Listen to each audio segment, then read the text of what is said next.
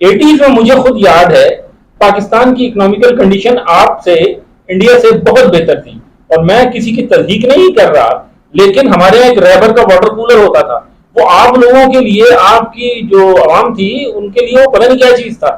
और हमारे यहाँ जो जापानी साटन होता था, ये बोस्की जो हमारे पास यहाँ होती थी, ये कपड़े होते थे, वो आपके यहाँ के लोगों के लिए वो पता नहीं कोई जन्नत से बन के आए हुए रेशम के कपड़े होते थे। वो इतना उसको हसरत भरी नजरों से देखते थे कि हमें भी मिल जाइए।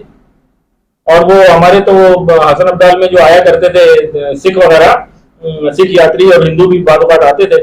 तो मेरे वालिद ने घर परचेज किया था, वो पुराना घर था बिफोर पार्टीशन का बना हुआ, और वो गेट भी दरवाजा भी वो पुराना लगा हुआ था। तो एक हिंदू फैमिली 1989 की बात है, ये मेरा खुद एक्सपीरियंस है, मैंने देखा है। 1989 में वो कहीं ढूंढते हुए आए तो वो उन्होंने पहचान लिया कि ये तो वही दरवाजा, ये हमारा घर है।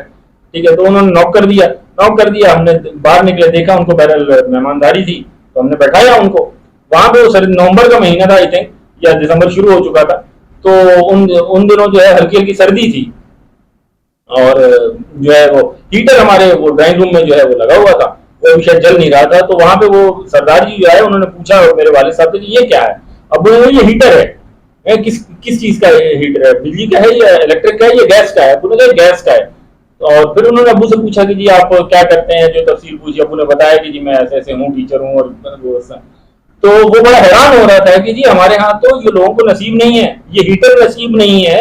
हम तो अभी तक वो लकड़ियां वगैरह जलाते हैं, और वो जो धान का भूसा होता है, क्या होता है मैं तो नहीं जानता उन चीजों को, वो जलाते हैं। तो इकोनॉमिकल कंडीशन आज से 30 साल पहले, 30 ईयर्स बैक, आपके मुल्क की भी, आपके लोगों की भी ऐसी थी।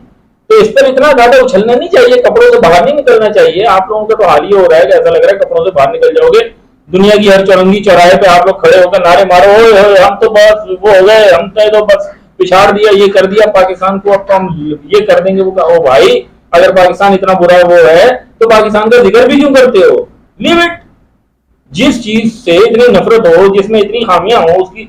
लेकिन बात यह है ना कि आपकी तो रोजी रोटी भी पाकिस्तान बैशिंग के बगैर नहीं चलती ना भैया। 75 साल से ये हाल, आप गालियां दोगे तो किसको दोगे? आपकी आवाम पुअर है गालियां सुनने की और फिर नारे मारने की। ठीक है ना? तो इन चीजों पर ख्याल रखो, दूसरे भी अकल रखते हैं भाई, खाली आप नहीं हो चॉकलेटी मुन्ना। एक चीज और भी वजाहत कर दूं कि जिस तरक्की का आप इतना ढंढोरा पीट रहे हैं, मैंने जैसे कहा कि आपने तिजारत की है, ट्रेड किया है और उससे पैसा बनाया है। ठीक है, आप ये बताइए कि कितना आपने टेक्नोलॉजिकल एडवांसमेंट किया है, या जो है वो टेक्नोलॉजिकल बेस अपना वसी किया है, या स्ट्रेंथन किया है। ठीक है, और आप ये कहेंगे जी हम आईटी में बड़ा काम कर रहे हैं। आईटी में आप क्या काम कर रहे हैं? आप सारी टेक्नोलॉजी वेस्ट से ले रहे हैं। ठीक है, और प्रोडक्ट बना के, चाहे वो आईटी हो या कोई और शोबा, प्रोडक्ट बना के जो सेल आउट कर दे रहे हैं। आपने खुद क्या बनाया है अभी तक? आप चाइना की तरह नकल तक तो, किसी की कॉपी तक तो कर नहीं सकते। चाइनीज में एक सलाहियत जरूर उन्होंने कॉपी से शुरू किया था, लेकिन कॉपी से उन्होंने अपनी इंडस्ट्रियल और टेक्नोलॉजिकल बेस बनाई, और उसके बाद वो अपने प्रोडक्ट बेतहाशा ला चुके हैं जो उनके इंडिजिनस हैं। ठीक है, उससे उन्होंने इतनी नॉलेज ले ली कॉपी करने से। आप तो कॉपी भी नहीं सही से कर सकते, तो आप किस तरक्की की बात कर रहे हैं? आप यूके और फ्रांस जैसे मुल्कों से भी पीछे हैं, जो साइज में, पॉपुलेशन वाइज भी और एरिया वाइज भी बहुत छोटे हैं आपके सामने। उनकी टेक्नोलॉजिकल एडवांसमेंट, उनकी बेस है, रिसर्च बेस्ड है वो इकोनॉमीज। आपकी इकोनॉमी रिसर्च बेस्ड है, नो वे। मुस्तार ली हुई है, उधार पे है, सारी टेक्नोलॉजी उधार पे लेके। हाँ, ये जरूर है कि आपने अपनी चाइनीज की तरीके से, जो आपकी आबादी थी, नीम भूखी नीम नंगी, ठीक है, उसको आपने डेवलप किया और उसको मगरिब के आगे एक मार्केट के तौर पे पेश किया। ये आपका कमाल है, वो हम नहीं कर सके। ठीक है, उसकी वजूहत 10 हो सकती हैं। तो इस चीज को भी ध्यान में रखें कि पता सबको है क्या है। आप तरक्की कर रहे हैं, वेल एंड गुड, अल्लाह आपको और तरक्की दे। ठीक है, लेकिन यह है कि पाकिस्तान बैशिंग के बगैर रोटी आपकी भी नहीं चल रही, ये तो नजर आ रहा है साफ साफ। ठीक है, किसी की भी नहीं चल रही है आपके।